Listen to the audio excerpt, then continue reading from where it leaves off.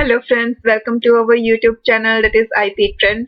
और आज की क्लास में हम डिस्कस करने वाले हैं दो कोड्स। और जैसा कि आप स्क्रीन पर देख पा रहे होंगे, फर्स्ट वन है हमारा program to obtain length and breadth of rectangle and calculate area. अब जो स्टूडेंट्स ने इससे प्रीवियस वीडियोस देखी हैं उन्हें याद होगा कि लास्ट क्लास में हमने यहीं पे स्टॉप किया था।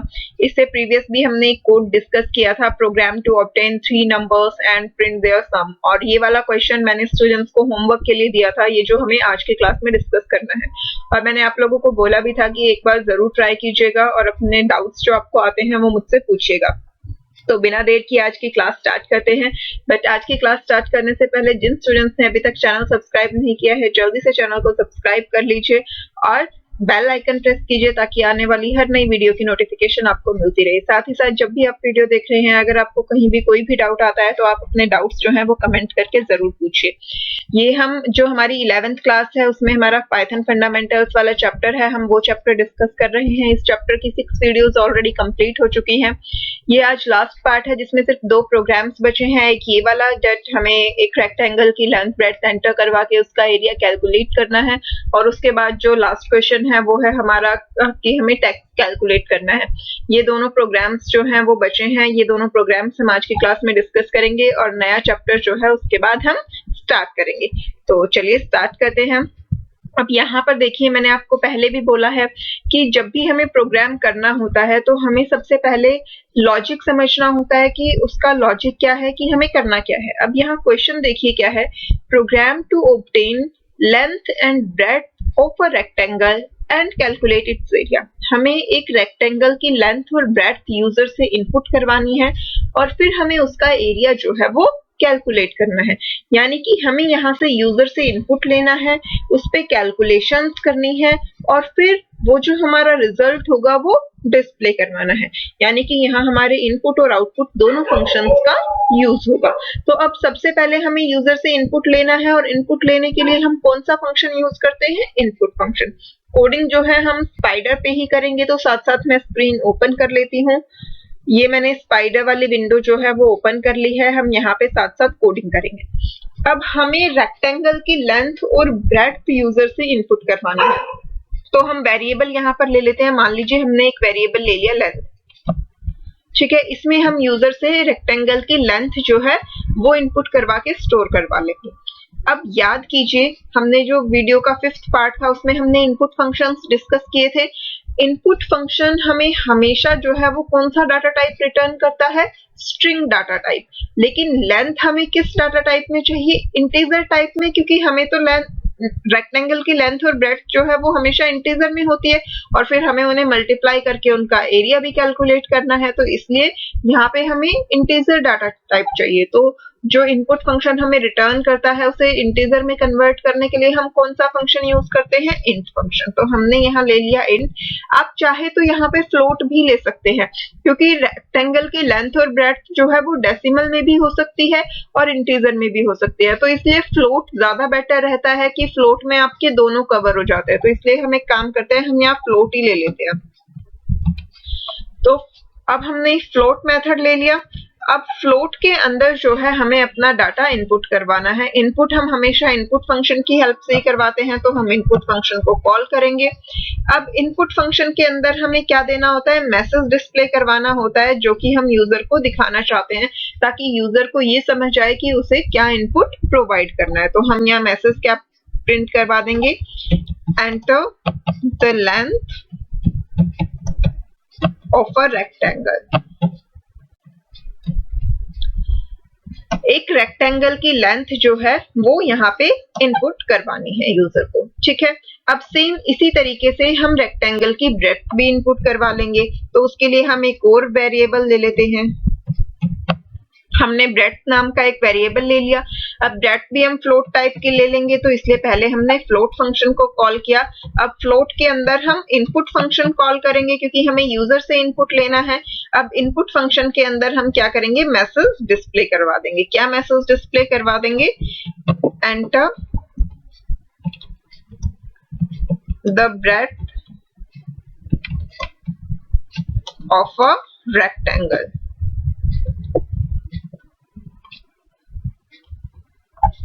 यहाँ से यूजर से हम रेक्टेंगल की ब्रेड्थ जो है वो एंटर करवा लेंगे।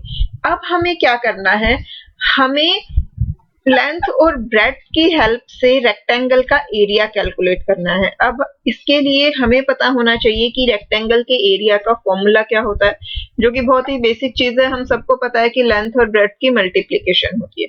तो अब हमें एरिया में के लिए क्या करना है, लेंथ और ब्रेड्थ को मल्टीप्लाई करवाना है और फिर उसे यूजर को डिस्प्ले करवाना है। तो हमें वो मल्टीप्लीकेशन का रिजल्ट कहीं पे स्टोर करना पड़ेगा। हमें पता है वो एरिया है, तो हमने वेरिएबल का नाम भी क्या ले लिया, एरिया। अब एक चीज आप यहाँ पर ध्यान रखिए कि ऐसा कोई हार्ड एंड फास्ट रूल नहीं होता है कि आपको लेंथ स्टोर करने के लिए वेरिएबल का नाम लेंथ लेना है, ब्रेड्थ स्टोर करने के लिए ब्रेड्थ लेना है, एरिया स्टोर करने के लिए एरिया लेना है। इट टोटली योर चॉइस कि आप अपने वेरिएबल का नाम क्या लेना चाहते हैं, बट हमेशा ये प्रेफरेबल होता है कि हम वेरिएबल का नाम रिलेवेंट रखें। रिलेवेंट मतलब कि वो वेरिएबल जो एक्शन परफॉर्म कर रहा है, वो वेरिएबल जिस काम आ रहा है, हम उस वेरिएबल का नाम उसी टाइप का रखें। ठीक है, तो यहाँ हमने वेरिएबल का नाम एरिया रख लिया। इसमें हम रिजल्ट में क्या स्टोर करवाएंगे, लेंथ और ब्रेड्थ की मल्टीप्लीकेशन। तो हमने लेंथ मल्टीप्लाई के लिए हमारे पास एस्ट्रिक सिंबल होता है, लेंथ मल्टीप्लाई बाय ब्रेड्थ। ठीक है, अब हमारे पास ये दोनों जो है हमारा रिजल्ट जो है वो कैलकुलेट हो गया। अब हमें इसे यूजर को डिस्प्ले करवाना है। अब हमारे पास कौन सा आउटपुट फंक्शन होता है, प्रिंट फंक्शन। हम प्रिंट फंक्शन की हेल्प से डिस्प्ले करवाते हैं। तो हम प्रिंट फंक्शन को कॉल कर देंगे और प्रिंट फंक्शन के अंदर हमें क्या डिस्प्ले करवाना है, एरिया। तो या तो आप सिंपली ऐसे लिख दीजिए प्रिंट एरिया, तो इस केस में क्या होगा, सिर्फ एरिया जो है वो डिस्प्ले हो जाएगा, but it's not a good thing. तो हमें एक प्रॉपर मैसेज हमेशा डिस्प्ले करवाना चाहिए। तो पहले हम एक स्ट्रिंग मैसेज दे देते हैं, area of the given rectangle, यानी कि जिसकी साइड्स हमें दी गई हैं उसका। Area of the given rectangle is, उसके बाद कॉलन, और ये इतना हमने स्ट्रिंग जो है वो डिस्प्ले करवा दी। अब इसके बाद हमें एरिया डिस्प्ले करवाना है। अब याद कीजिए लास्ट वीडियो में मैंने आपको आउटपुट फंक्शन डिटेल में समझाया था। अगर आपने यहीं पर एरिया लिख दिया तो आपको रिजल्ट में क्या मिलेगा, एरिया की जो कैलकुलेशन हुई है वो नहीं मिलेगी, एक स्ट्रिंग मिल जाएगी। मैं आपको एक बार करके भी दिखा देती हूँ। मान लीजिए मैंने यहीं पर एरिया लिख दिया। अब अगर मैं इसे रन करूंगी तो उस केस में क्या होगा, मान लीजिए मैंने यहाँ से ये रन प्रेस किया, enter the length of a rectangle, उसने हमसे लेंथ पूछी, मान लीजिए हमने length they the 14। Enter the breadth of a rectangle, अब उसने हमसे ब्रेड्थ पूछी, हमने दे दी 16। एंटर की प्रेस की, देखिए आउटपुट में हमें क्या मिल गया, area of a given rectangle is area, क्योंकि हमने यहाँ पे एक स्ट्रिंग डिस्प्ले करवाई है। तो डबल कोट्स के अंदर जो लिखा होता है वो एज इट इज डिस्प्ले हो जाता है। तो यहाँ ये एरिया हमें स्ट्रिंग के अंदर नहीं देना है, हमें एरिया की वैल्यू डिस्प्ले करवानी है। तो यहाँ पे अब हमारी स्ट्रिंग खत्म हो गई। जब हमें एक ही प्रिंट स्टेटमेंट में मल्टीपल ऑब्जेक्ट्स डिस्प्ले करवाने होते हैं, हम कोमा से सेपरेट करते हैं। तो हमने यहाँ कोमा प्रोवाइड किया। अब हमें क्या करना है, जो हमने कैलकुलेट किया है रिजल्ट वो डिस्प्ले करवाना है। तो हम यहाँ एरिया प्रोवाइड कर देंगे। ध्यान दीजिए पहले जब आपने डबल कोट्स के अंदर लिखा था तो ये ग्रीन कलर में आ रहा था, बट क्योंकि डबल कोट्स क्लोज हो चुके हैं, कोमा हम लगा चुके हैं, आपका ये एरिया जो है अब ये वेरिएबल की फॉर्म में है। हम दोबारा से प्रोग्राम को रन करते हैं। Enter the length of a rectangle, again मान लीजिए हमने 14 दे दिया।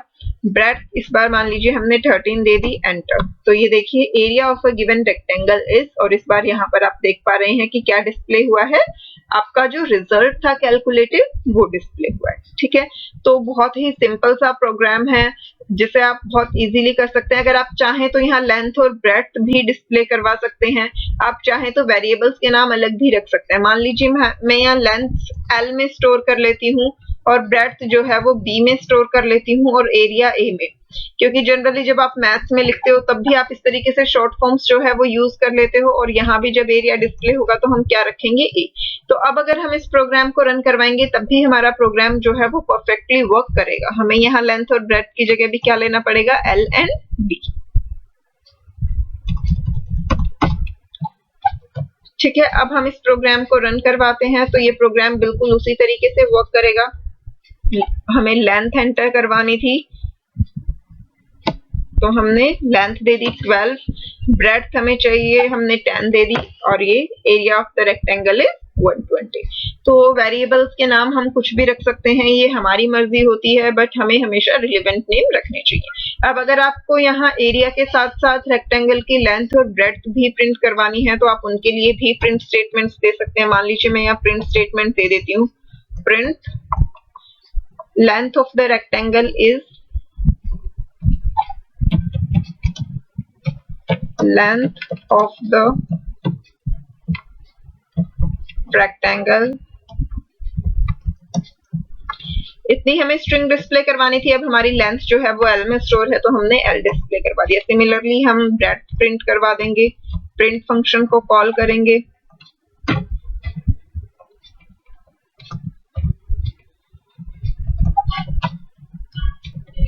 breadth of the rectangle is, और अब इसके बाद हम यहाँ पे क्या प्रिंट करवा देंगे, ब्रेड, जिस वेरिएबल में हमने स्टोर की है हम वो मेंशन कर देंगे।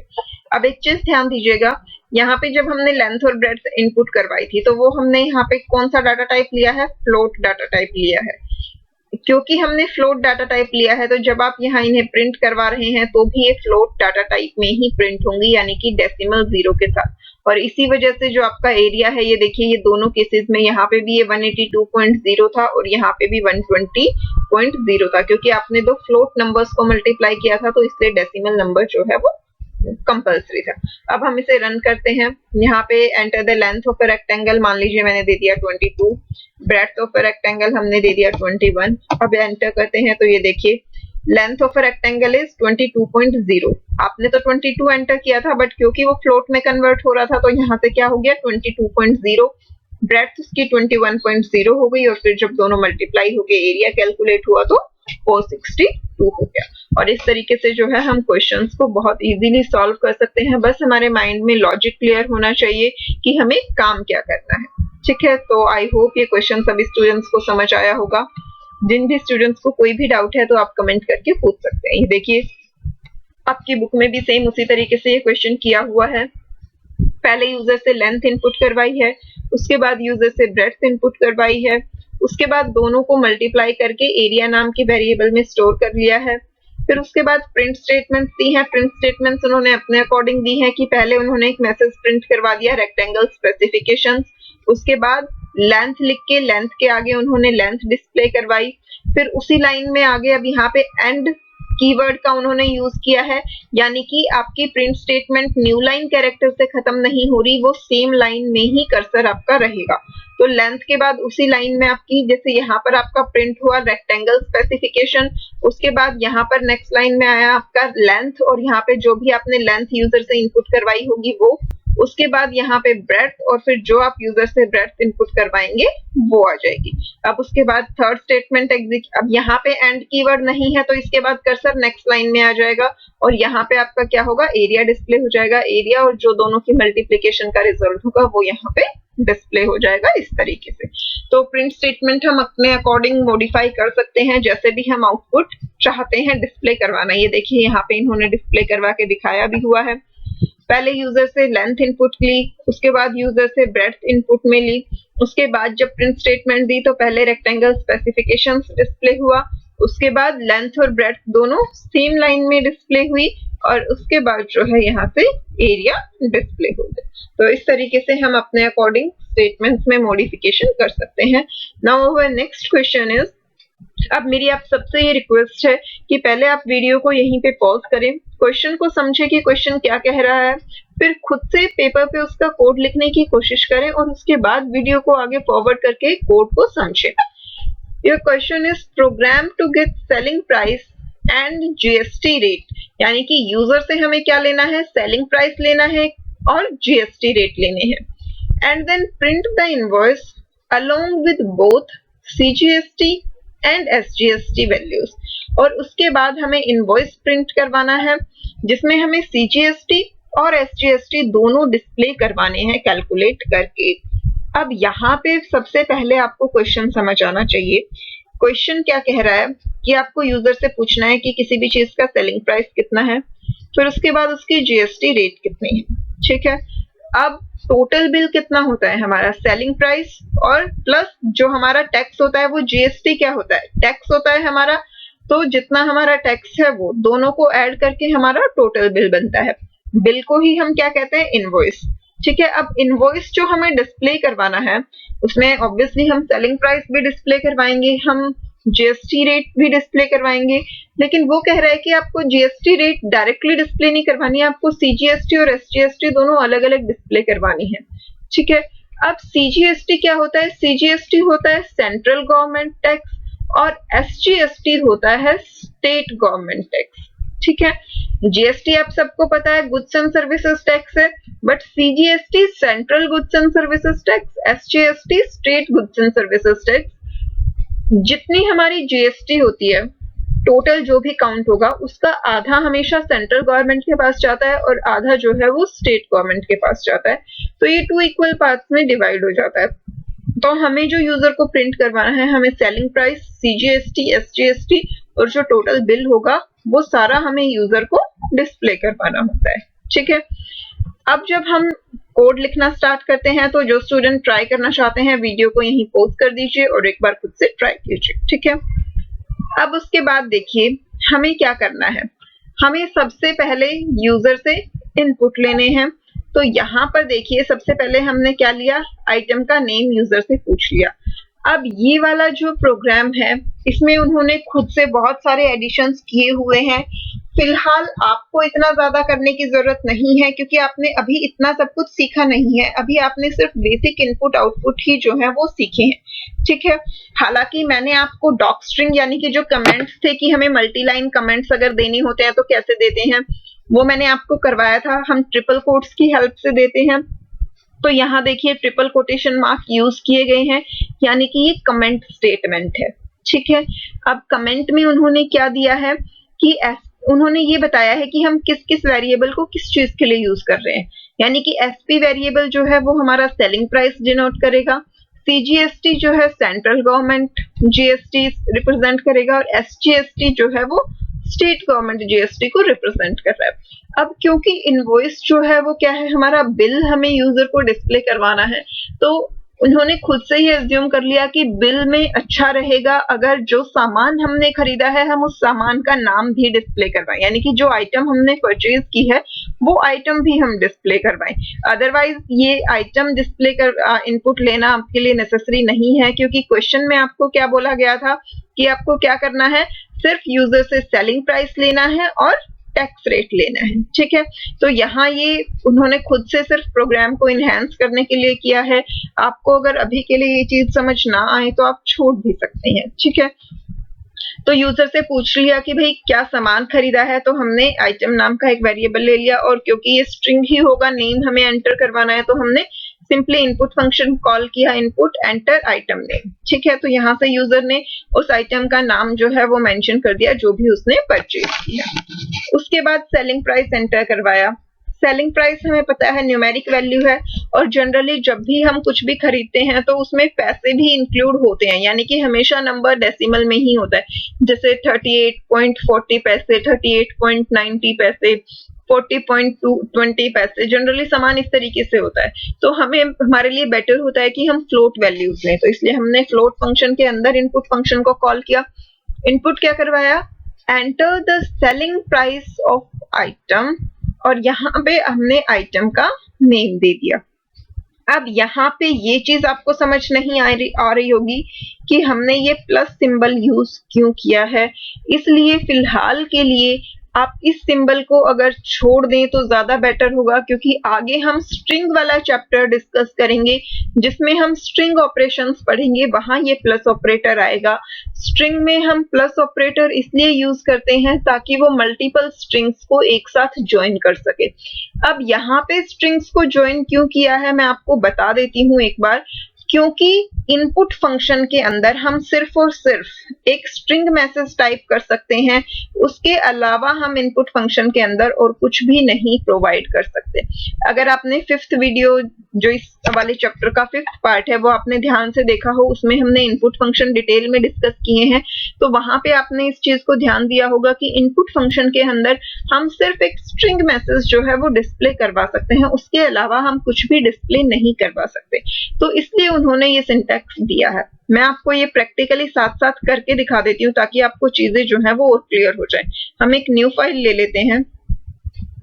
अब यहाँ पर देखिए, सबसे पहले हमें क्या करना है, यूजर से पूछना है कि उसने कौन सा सामान खरीदा है। तो हमने एक वेरिएबल ले लिया item is equal to input function हमने कॉल किया,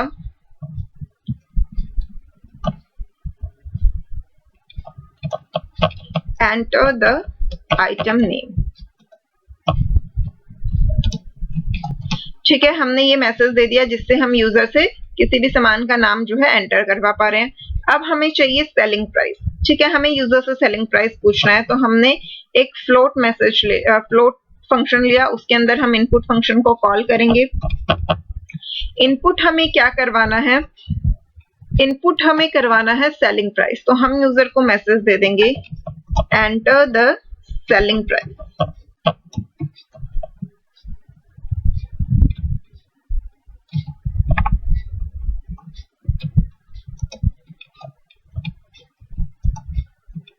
ये देखिए, फिलहाल के लिए आपके लिए इतना कोड बिल्कुल ठीक है कि आपने सेलिंग प्राइस एंटर करवाना है तो आपने यूजर को मैसेज दे दिया एंटर द सेलिंग प्राइस। आपको ज्यादा फॉर्मेटिंग में जाने की जरूरत नहीं है। बट फिर भी क्योंकि अभी बुक में आप लोगों ने कोड देखा है, तो बहुत सारे स्टूडेंट्स ऐसे भी होंगे जिन्हें बहुत क्यूरियोसिटी होती है कि ये कोड क्यों है, या हम नेक्स्ट चैप्टर आने का वेट नहीं कर सकते। तो मैं एक बार यहाँ पे आपको बता देती हूँ कि वो ऐसा क्यों लिखा हुआ है। अब जैसा कि आपने ये देखिए, पीछे वाला कोड जो था, हमें जब भी किसी वेरिएबल की वैल्यू डिस्प्ले करवानी होती है तो हमें वो वेरिएबल अलग से डिस्प्ले करवाना पड़ता है। हम उसे डबल कोट्स में नहीं लिख सकते। अगर हम डबल कोट्स में लिखते हैं तो वो एज इट इज डिस्प्ले हो जाता है। फॉर एग्जाम्पल, मान लीजिए अगर मैं यहाँ लिख देती enter the selling price of item, अगर मैं ये मैसेज देती तो इस केस में क्या हो जाता कि जो ये आइटम लिखा है ये एज इट इज डिस्प्ले हो जाता, ना कि जो हमने यूजर से इनपुट लिया है वो डिस्प्ले होता। फॉर एग्जांपल, मैं इतना पार्ट आपको एक बार रन करके दिखा देती हूँ। पहले हम इस प्रोग्राम को सेव कर लेते हैं। ये हमने इसी से सेव कर लिया। अब हम इसे रन करते हैं यहाँ से। ठीक है, एंटर द आइटम नेम। ठीक है, कि आपने क्या खरीदा है वो हमें यहाँ पे डिस्प्ले करवाना है। मान लीजिए हमने एक रोप खरीदी है। ठीक है, एंटर। अब ये पूछ रहा है enter the selling price of item. अब यहाँ देखिए कि ये item word as it is display हो रहा है, जबकि ऊपर मैंने रोप इनपुट करवाई तो यहाँ पे आइटम की जगह रोप डिस्प्ले होना चाहिए। तो इसलिए ये जो है वो गलत हो रहा है। ठीक है, हमें यहाँ पे अब अगर हम चाहते हैं कि जो हमने सामान इनपुट करवाया है वही यहाँ पे डिस्प्ले हो, तो इस आइटम को हमें स्ट्रिंग से बाहर लेना होगा। ठीक है, अब स्ट्रिंग से बाहर लेना होगा तो क्या करना पड़ेगा, पहले हमें स्ट्रिंग को यहीं पे क्लोज करना होगा। ठीक है, उसके बाद एक तरीका तो ये होता है कि हम कोमा लगा के दे दें, लेकिन वो सिर्फ प्रिंट फंक्शन की एक कह सकते हैं सिंटैक्स होता है या एडवांटेज होती है कि वहां आप मल्टीपल ऑब्जेक्ट्स को कोमा की हेल्प से डिस्प्ले करवा सकते हो। लेकिन इनपुट फंक्शन के अंदर हम सिर्फ और सिर्फ स्ट्रिंग यूज कर सकते हैं। हालांकि ये आइटम जो है हमारा, ये भी स्ट्रिंग डाटा टाइप का है, बट हम इसे यहाँ पे कैसे ऐड ऑन करें, तो ये स्ट्रिंग वेरिएबल्स की खासियत होती है कि हम उन्हें प्लस ऑपरेटर की हेल्प से कॉन्कैटिनेट कर सकते हैं। तो हम यहाँ प्लस लेंगे, उसके बाद हम इसे कॉल कर देंगे। अब इसके बाद दोबारा से हम प्लस सिंबल लेंगे और जो हमारी रिमेनिंग स्ट्रिंग है वो कॉल कर देंगे। ये जो हमने कॉलम्स लगाए थे इसके बाद हम ये प्रोवाइड कर देंगे। ठीक है, अब जब हम इस प्रोग्राम को रन करेंगे, ये देखिए एंटर द आइटम नेम, मान लीजिए मैंने दे दिया रोप। ठीक है, enter the selling price of rope. ये देखिए इस तरीके से स्ट्रिंग जो है कॉन्कैटिनेट हो गई। पहले ये वाला जो डबल कोट्स का पार्ट था ये वाली स्ट्रिंग, फिर उसके बाद ये वाली स्ट्रिंग, और उसके बाद फिर से ये डबल कोटेड स्ट्रिंग। तो प्लस ऑपरेटर जो होता है वो स्ट्रिंग्स को आपस में ज्वाइन कर देता है, ऐड कर देता है। ठीक है, तो इसलिए हमने यहाँ पे वो प्लस ऑपरेटर उन्होंने यूज किया है। अब यहाँ से हम क्या करेंगे, रोप का सेलिंग प्राइस ऐड कर देंगे। तो ये हमने रोप का सेलिंग प्राइस ऐड कर दिया। अभी हमने इतना ही प्रोग्राम लिखा था तो यहाँ से वो एग्जिट हो जाता है। अब हमें आगे का काम करना है। हमें यूजर से क्या लेना था, जीएसटी रेट जो है वो इनपुट करवानी थी। तो हमने जीएसटी रेट यूजर से इनपुट करवाई। अब जीएसटी रेट भी हमारी डेसिमल में हो सकती है, तो इसलिए हमने फ्लोट टाइप ली। फ्लोट के अंदर इनपुट फंक्शन कॉल किया, that enter the GST rate. ठीक है, कि आपको जीएसटी रेट एंटर करनी है। और ये देखिए, हमेशा टैक्स रेट जो होती है वो परसेंटेज में होती है। आप लोग 12th क्लास में आ चुके हैं, 11th 12th क्लास में हैं, तो आप लोगों को पता होगा, आप जब भी कोई सामान खरीदते हैं तो उस पे जो टैक्स होता है वो परसेंटेज में होता है, कि 8% टैक्स है, 10% टैक्स है, 5% टैक्स है। इस तरीके से टैक्स स्लैब्स जो होती हैं हमेशा परसेंटेज में होती हैं। तो यहाँ उन्होंने मेंशन भी कर दिया कि आपको परसेंटेज में ही जो है वो टैक्स एंटर करवाना है। ठीक है, अब क्योंकि परसेंटेज में टैक्स एंटर करवाना है, तो इसलिए हम क्या करेंगे, मैसेज में दे देंगे ताकि यूजर को कोई कंफ्यूजन ना रहे। अब हमें यहाँ से जीएसटी इनपुट करवाना है, हमने वेरिएबल ले लिया जीएसटी। ठीक है, आप चाहे जीएसटी रेट लिखें, चाहे जीएसटी लिखें, या सिर्फ जीएसटी, इट्स योर चॉइस। अब हमें फ्लोट फंक्शन कॉल करना है। फ्लोट फंक्शन के अंदर हमें क्या करना है, इनपुट फंक्शन को कॉल करना है। अब इनपुट फंक्शन के अंदर हम क्या मैसेज डिस्प्ले करवाएंगे, एंटर द जीएसटी रेट, और यहाँ ब्रैकेट में हम मॉड्यूलो सिंबल भी दे देते हैं ताकि यूजर को ये पता रहे कि उसे टैक्स रेट जो है वो परसेंटेज में इनपुट करवानी है। तो यहाँ से हमने क्या किया, यूजर से टैक्स रेट इनपुट करवा ले। अब यूजर से हमें सेलिंग प्राइस चाहिए था, टैक्स रेट चाहिए थी, हमने दोनों ले ली। इनफैक्ट हमने एक एक्स्ट्रा इनपुट ले लिया है, दैट इज आइटम नेम। अब हमें बिल जो है वो डिस्प्ले करवाना है। बिल में हमें क्या क्या डिस्प्ले करवाना है, यूजर को बिल में हमें डिस्प्ले करवाना है। अब हमने आइटम का नाम ले रखा है तो ऑब्वियसली हम वो भी डिस्प्ले करवाएंगे, सेलिंग प्राइस डिस्प्ले करवाएंगे, सीजीएसटी एसजीएसटी डिस्प्ले करवाएंगे। ठीक है, अब सीजीएसटी और एसजीएसटी हमें कैलकुलेट करना पड़ेगा, क्योंकि जो ये टैक्स रेट हमने लिया है, जैसे मान लीजिए अगर 8% का टोटल टैक्स है तो उसमें से 4% मिलता है सेंटर को और 4% मिलता है स्टेट को, यानी कि जीएसटी का हाफ हाफ। तो हमें सीजीएसटी कैलकुलेट करना पड़ेगा और एसजीएसटी, दोनों इक्वल ही होते हैं। तो सीजीएसटी कैलकुलेट कर लेते हैं हम पहले। सीजीएसटी क्या होगा, आपको पता है जो जीएसटी रेट है वो सेलिंग प्राइस पे होगी, तो selling price multiply by GST divide by 100। ठीक है, बेसिकली हमारा ये होता है। लेकिन हमें यहाँ पे सीजीएसटी कैलकुलेट कर रहे हैं जो कि जीएसटी का हाफ है, यानी कि पहले हमें जीएसटी का हाफ करना पड़ेगा, उसके बाद जो है ये कैलकुलेट होगा। तो या तो आप पहले एक वेरिएबल में स्टोर करके रख लेते हैं, मान लीजिए हम यहाँ GST1 ले लेते हैं, GST1 is equal to GST divide by 2, और फिर यहाँ पे हम ले लेंगे GST1 मल्टीप्लाई बाय 100। ठीक है, इस तरीके से कर लेंगे तो ये हमारा ज्यादा इजी रहेगा। आप चाहे तो आप डायरेक्टली यहाँ पे भी लिख सकते हैं GST डिवाइड बाय 2 करके। ठीक है, लेकिन स्टेटमेंट्स को ज्यादा कॉम्प्लेक्स नहीं करना चाहिए, उसमें एरर होने के चांसेस जो है वो बढ़ जाते हैं, तो इसलिए हमने स्टेटमेंट को इस तरीके से लिखा। अब यहाँ पे हमारा सीजीएसटी कैलकुलेट हो गया। एसजीएसटी जो है वो हम कैलकुलेट करेंगे। एसजीएसटी और सीजीएसटी दोनों इक्वल होते हैं, सीजीएसटी हम ऑलरेडी कैलकुलेट कर चुके हैं, तो एसजीएसटी इज इक्वल टू हम सीजीएसटी ले लेंगे। तो यहाँ से हमारा सीजीएसटी भी कैलकुलेट हो गया और एसजीएसटी भी जो है वो कैलकुलेट हो गया। यहाँ मैं इन स्टेटमेंट्स को अलग अलग लिख देती हूँ ताकि आपको ये क्लियरली विजिबल हो और कोई भी डाउट जो है वो ना रहे। ठीक है, पहले ये तीनों इनपुट स्टेटमेंट थे, उसके बाद हमने जीएसटी को हाफ कर लिया क्योंकि हमें सीजीएसटी और एसजीएसटी कैलकुलेट करना है, उसके बाद हमने सीजीएसटी और एसजीएसटी कैलकुलेट कर ली। अब हमें क्या करना है, हमें टोटल बिल जो है वो कैलकुलेट करना है, amount to be paid calculate करनी है। ठीक है, या तो आप पहले अमाउंट कैलकुलेट कर लीजिए और उसके बाद उसे डिस्प्ले करवा दीजिए, या फिर प्रिंट फंक्शन के अंदर सीधा आप डिस्प्ले करवा सकते हैं। तो हम ज्यादा कॉम्प्लेक्स नहीं करेंगे, हम पहले जो है अमाउंट कैलकुलेट कर लेंगे। अब अमाउंट कितनी पे करनी होगी आपको, जो हमारा सेलिंग प्राइस है वो प्लस जो हमारा सीजीएसटी और एसजीएसटी है वो, सीजीएसटी प्लस एसजीएसटी। ठीक है, तो ये हो जाएगी हमारी टोटल अमाउंट जो कि हमें क्या करनी है, पे करनी है। अब ये हमने कैलकुलेट कर लिया। अब हमें यूजर को बिल देना है, तो बिल देने के लिए हम क्या करेंगे, बिल प्रिंट करेंगे। तो प्रिंट के लिए हम प्रिंट स्टेटमेंट यूज करेंगे। अब यहाँ पे प्रिंट स्टेटमेंट जो है वो आप अपने अकॉर्डिंग मॉडिफाई कर सकते हैं कि आप किस फॉर्मेट में जो है डाटा प्रिंट करवाना चाहते हैं। ठीक है, तो हमने पहले एक प्रिंट स्टेटमेंट दे देते हैं। प्रिंट में हमने दे दिया, मान लीजिए पहले हम यहाँ स्पेसेस दे देते हैं। इसके बाद हमने मैसेज दे दिया इनवॉइस, ठीक है। उसके बाद फिर हमने कुछ स्पेसेस डिस्प्ले करवा दिए, डबल कोट्स को क्लोज कर दिया, ठीक है। अब क्योंकि सबसे ऊपर इनवॉइस ही लिखा होता है इसलिए हमने ये मैसेज दिया। अब इसके बाद हमें क्या प्रिंट करवाना है, आइटम नेम, ठीक है। तो name of the item is name of the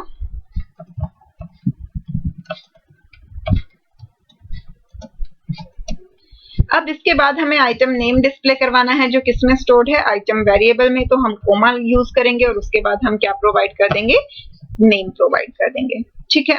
इस तरीके से अब इसके बाद देखिए, इसके बाद हमें क्या करना है, हमें सेलिंग प्राइस डिस्प्ले करवाना है, ठीक है। तो प्रिंट हमने मैसेज दिया, इसके अंदर फिर से हम वही मैसेज प्रोवाइड करेंगे, सेलिंग प्राइस।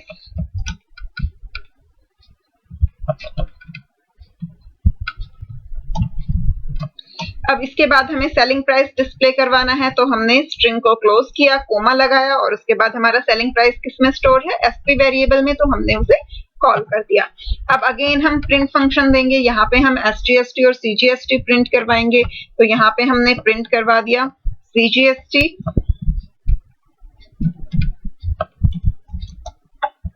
स्ट्रिंग को क्लोज करेंगे, पहले कॉलम्स लगाएंगे, स्ट्रिंग को क्लोज करेंगे। CGST हमारा किस वेरिएबल में स्टोर है, CGST में। सिमिलरली अब अगेन हम एक प्रिंट स्टेटमेंट देंगे।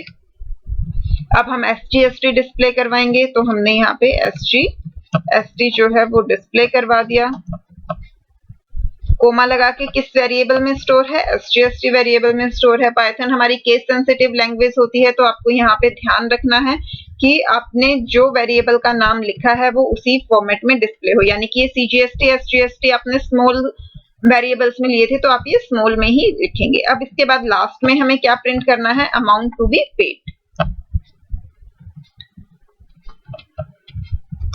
Total amount to be paid. String close करेंगे, कोमा लगा के, ये हमारी किस में स्टोर थी, अमाउंट वेरिएबल में स्टोर थी, तो हमने यहाँ पे अमाउंट को डिस्प्ले करवा दिया, ठीक है। इस तरीके से जो है हमने पूरा अपना बिल जो है वो प्रिपेयर कर लिया है। अब यहाँ पे आप चाहें तो स्पेसेस एक्स्ट्रा दे सकते हैं, क्योंकि आपको पता है कि ये नीचे जो आपने प्रिंट स्टेटमेंट दी है वो ज्यादा है, तो आपको इनवॉइस क्योंकि सेंटर में डिस्प्ले करवाना है तो आप इस तरीके से दे सकते हैं, ठीक है। अब हम इस प्रोग्राम को रन करवाते हैं। तो ये देखिए, सबसे पहले एंटर द आइटम नेम, जो आपने सामान खरीदा है, आपको मान लीजिए आपने यहाँ पे आपने खरीदा है सोप खरीदा है, तो हमने यहाँ पे सोप एंटर कर दिया, ठीक है। एंटर द सेलिंग प्राइस, मान लीजिए 45 रुपीज है सेलिंग प्राइस।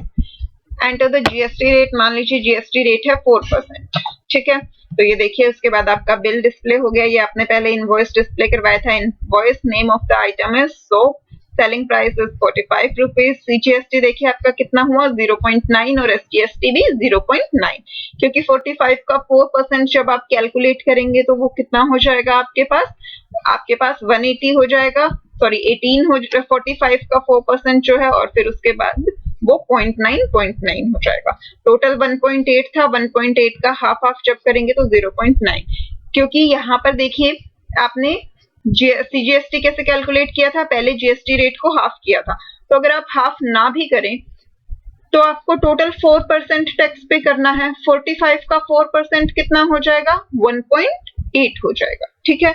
45 का 4% 1.8 हो गया। अब 1.8 में से हाफ सेंट्रल को मिलेगा, हाफ स्टेट को मिलेगा, तो 1.8 का हाफ क्या हो गया, 0.9, तो 0.9 रुपीज सेंट्रल गवर्नमेंट को जाएंगे और 0.9 स्टेट गवर्नमेंट को जाएंगे, और टोटल अमाउंट यूजर को कितनी पे करनी पड़ेगी, 46.8। तो इस तरीके से जो है हम प्रोग्राम को लिख सकते हैं। अब एक बार बुक पे आ जाते हैं, उन्होंने क्या किया हुआ है, ये देखिए, पहले उन्होंने CGST कैलकुलेट किया, अब उन्होंने अलग से वेरिएबल में स्टोर नहीं किया, उन्होंने यहीं पे पहले GST रेट को हाफ किया, उसके बाद उसे 100 से डिवाइड किया, और फिर उसके बाद उसे सेलिंग प्राइस से मल्टीप्लाई किया। तो आप चाहें तो एक स्टेटमेंट में भी कंबाइन कर सकते हैं। फिर उसके बाद CGST जो है वो SGST के इक्वल है, तो इसलिए दोबारा से कैलकुलेट नहीं किया। उसके बाद amount to be paid calculate करनी थी, तो selling price plus CGST plus SGST। उसके बाद ये इन्होंने इनलाइन कमेंट दे दिया है that consumer will by at this price, कि कंज्यूमर को टोटल इतना प्राइस जो है वो पे करना पड़ेगा विद टैक्सेस। ठीक है। उसके बाद अब आपको बिल जो है, इनवॉइस जो है वो डिस्प्ले करवाना था, तो ये सारी प्रिंट स्टेटमेंट्स यूज की। सबसे पहले प्रिंट हमने दिया इनवॉइस। अब यहाँ पे देखिए ये स्लैश टी जो यूज किया है वो किसके लिए होता है? स्लैश टी हमारा यूज होता है टैब के लिए। हमने अपने जो कोड लिखा उसमें हमने स्पेसेस दे दिए थे, यहाँ उन्होंने टैब यूज कर लिया है, ठीक है। उसके बाद आइटम नेम डिस्प्ले करवाया, डेट आइटम, उसके बाद उसका नेम, फिर उसके बाद उसका प्राइस जो है वो डिस्प्ले करवा दिया है। उसके बाद सेंट्रल गवर्नमेंट टैक्स और स्टेट गवर्नमेंट टैक्स जो है वो डिस्प्ले करवाया। अब यहाँ पर देखिए कि उन्होंने जो है पूरा मैसेज वो डिस्प्ले करवा दिया कि आपकी स्टेट गवर्नमेंट का टैक्स कितना है और सेंट्रल गवर्नमेंट का टैक्स जो है वो कितना है, ठीक है। हमने सिर्फ सिंपली हमने यूजर को नहीं बताया कि कितने परसेंट सेंट्रल को जा रहा है, कितने परसेंट स्टेट को जा रहा है, यहाँ पे उन्होंने वो भी डिस्प्ले करवाया। अगर आपको ये सिंटैक्स समझना है तो मैं आपको बता देती हूँ। पहले देखिए CGST एज इट इज लिखा, राउंड ब्रैकेट स्टार्ट किया, @ लिखा, इतना एज इट इज डिस्प्ले हो जाएगा।